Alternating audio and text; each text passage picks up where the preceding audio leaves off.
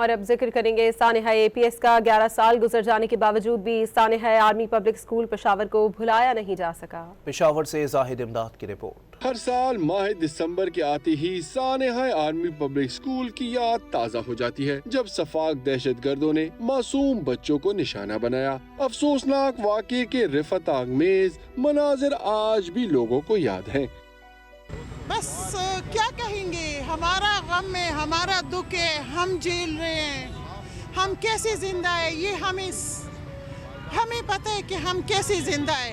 APS واقعے میں 150 بچوں کو لقمہ اجل بنایا گیا۔ دہشت گردوں کی غافریت کو سیکیورٹی فورسز نے دبوچا اور اسکول میں موجود تمام دہشت گردوں کو مار گرایا۔ ہماری یادیں پھر سے ہم سب فیملیز مل کر ایک ساتھ بیٹھ کر ایک رونا دھونا کے ہم پھر سے اپنا وہی یادیں تازہ کریں گے،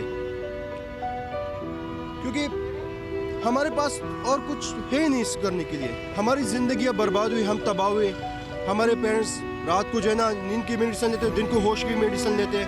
دہشت گردی کے خلاف جنگ میں APS شہداء کے ساتھ ساتھ پاکستان کی سیکیورٹی اداروں کی قربانیوں کی بدولت ہی امن کا قیام عمل میں لایا گیا، اور قیام امن کی خاطر پولیس سمیت سیکیورٹی فورسز آج بھی قربانیاں دے رہی ہیں۔ کیمرہ مین تنویر اقبال کے ساتھ زاہد امداد، ڈان نیوز، پشاور۔